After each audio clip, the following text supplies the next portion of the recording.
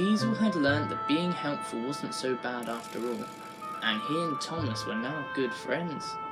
Unfortunately, this story hadn't spread to the other engines. Diesel's back. He's come to help out while Stanley's up in the quarry. Isn't it just great? Surely not. Keep out. Don't worry.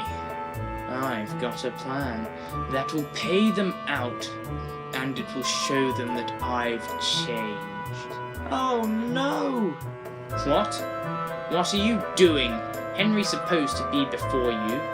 It was supposed to be Henry in the canal. You were going to endanger one of my friends. I thought you changed. What happened? Diesel happened. Thomas was at the works after the accident the night before. Henry passed by on his way back from the Flying Kipper. Thomas, I'm so... Leave it, Thomas snapped. If it wasn't for you lot, I wouldn't be in this mess. You're angry with us too? I'm angry with everyone, okay? Just leave me alone. Suit yourself. I was only trying to be friendly. Diesel was at the Vickerstown sheds, hiding in the shadows of the old building. That deceiving little prat! He asked for my help, and this is how he repays me? I'll show him.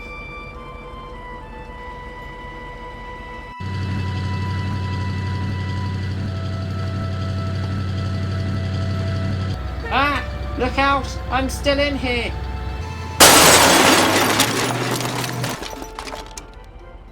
Good gracious, I'm very sorry. These sheds are normally empty. What were you doing in here? Hiding. Diesel gritted his teeth. I tried speaking to Thomas, but he doesn't want to hear from us, Henry said at Knapford. Well, I guess we did block him out the sheds, Doug said. For good reason, James spat. Diesel lied to him, Doug replied. Don't forget how you three were besties with him when he first arrived. Doc is right, Gordon said shortly. We were wrong to not let Thomas into the sheds. The engines were then silent, until Daisy came in with her passengers.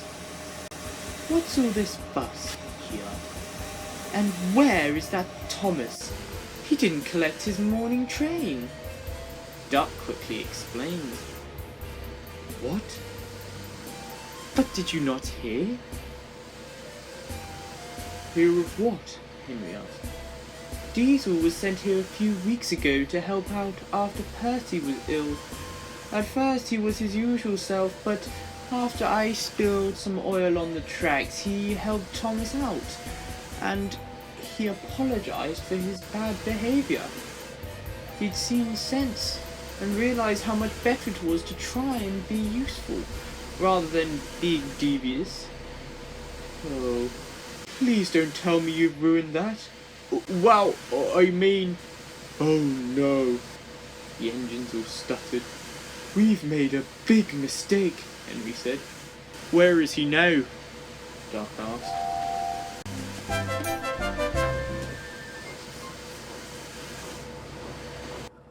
Come on, Diesel, in you go.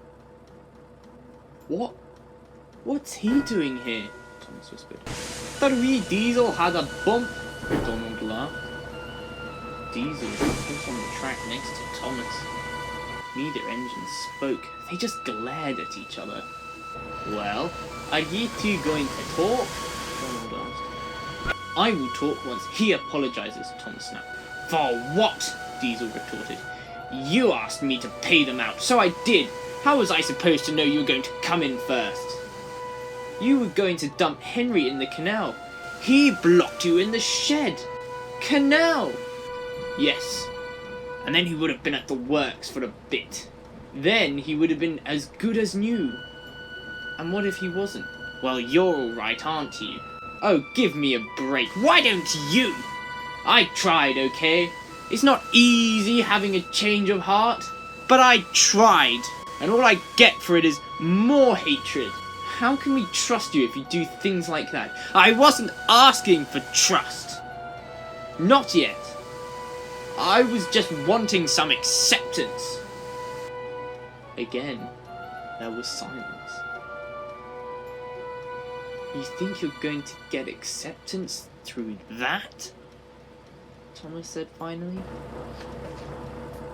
Surprisingly, very little was wrong with Thomas, and he came out of the works after only a couple of weeks.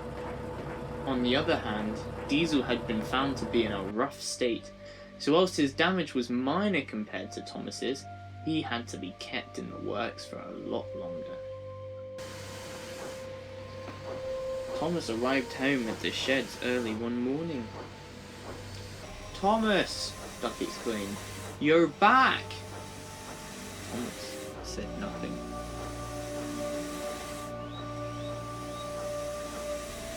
"I don't suppose it would help if we said we were sorry," James said. "We didn't understand the situation." Thomas still said nothing, and the engines thought it wise to not keep trying. "Just one thing," Duck said. "Don't keep things bottled up inside of you. It only makes you feel worse." Unfortunately, that's exactly what Thomas did. He kept distancing himself from everyone and hardly spoke a word, even to Percy and Toby.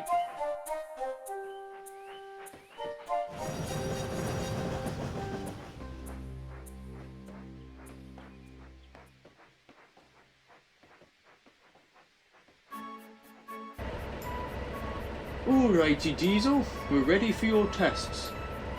"Ugh, why can't this be over already?"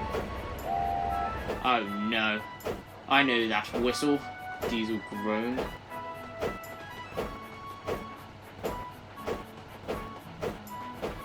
"This is a surprise," Jeff said. "We don't normally see you here." "James was delayed, so I offered to take his goods. I do like to stretch my wheels from time to time." "I see," Jeff smiled. "It's good to see you, Duck."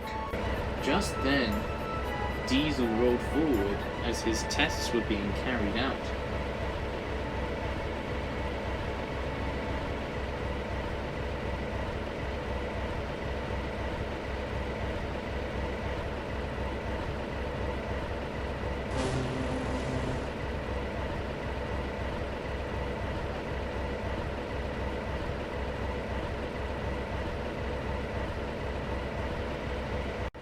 The two engines, who hadn't spoken since Diesel had first come to Sodor, looked at each other. Diesel said nothing. Duck, knowing now about Diesel's change of heart, tried to open his mouth to talk to him, but he just couldn't. "Lovely to see you, Jeff," he said, and he quickly hurried away.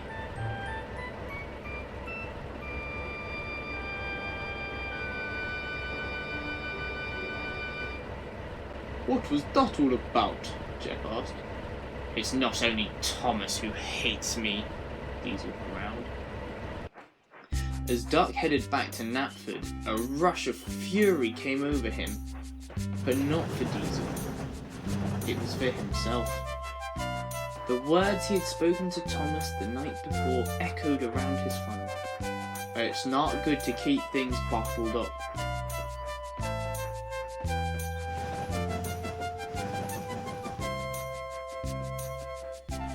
"I should have done it," he said. "I should have forgiven him. I know he's been trying to change and we've done nothing for him. I'm stupid. I'm stupid."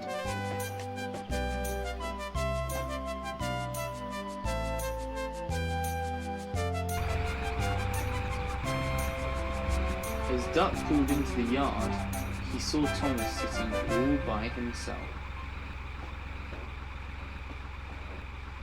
"Thomas," Duck said as he called in.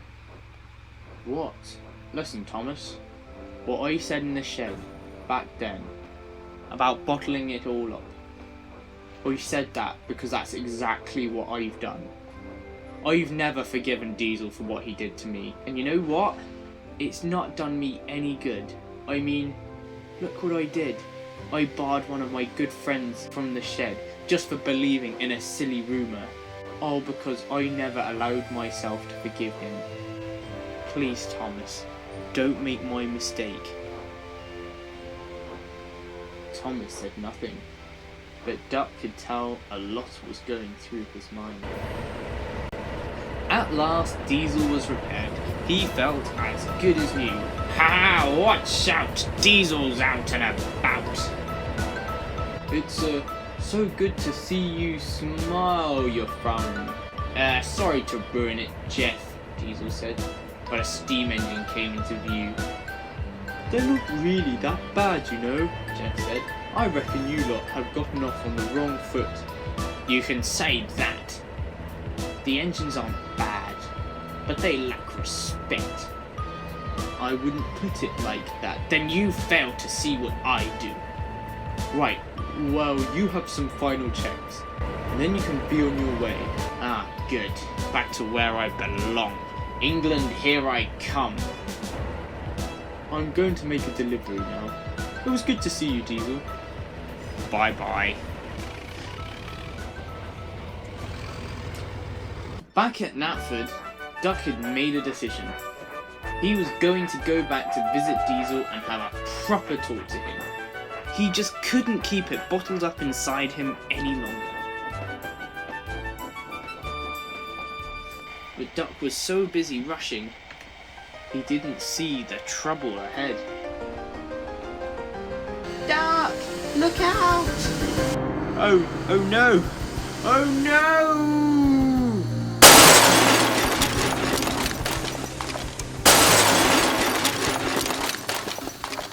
Bust my buffers! Douglas exclaimed. Are you okay, Duck? What was the rush? Thomas asked. But before Duck could reply, Jeff the Works Diesel pulled up into the yard. Hello everyone. I think you'll be relieved to know that Diesel is leaving this afternoon. Pity you didn't get along. Oh my! Duck, what happened? But Duck didn't care about answering Jeff's question. Diesel's leaving? Duck exclaimed. He knew he'd missed his opportunity now, and there was no way he would get back on the rails in time. Thomas, take Douglas's goods. Find Diesel. Remember what I told you. Please, don't waste this opportunity like I have. Okay, I'll do it. Douglas, your goods train. Well, you may have to ask. There's no time to ask. Thomas was coupled up and he was gone before anyone could say it. But when he reached Crovan's gate, Diesel wasn't there. Oh no! He didn't leave very long ago, Sir Handel called.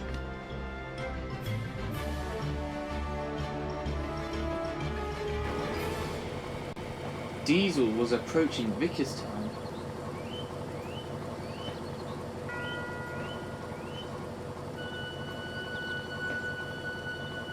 When he heard a loud whistle.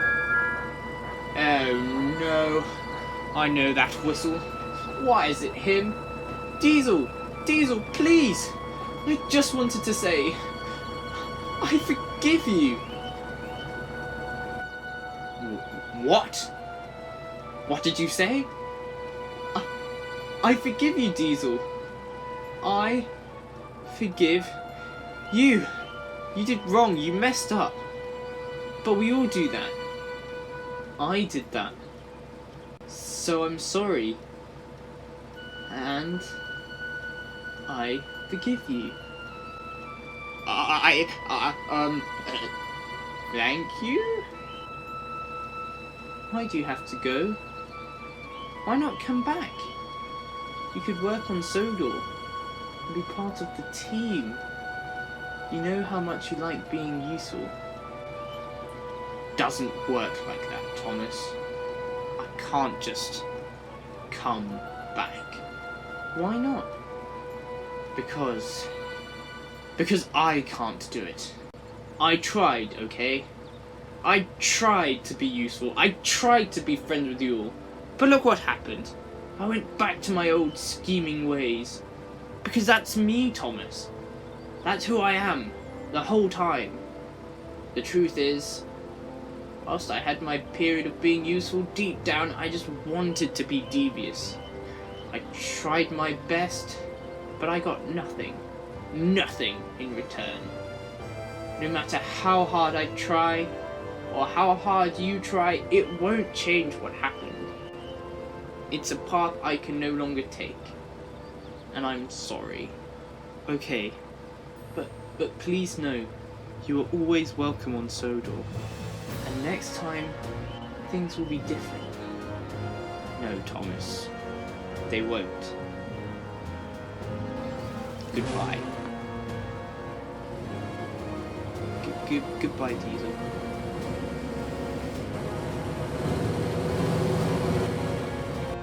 But I just wanted to say one thing. That period of time, I did feel accepted. Just. Oh, it doesn't matter. No, Diesel. But Diesel had made a decision.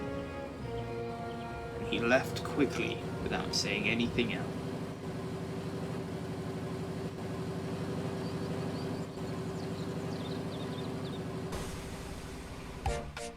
Thomas arrived back at the yards, late.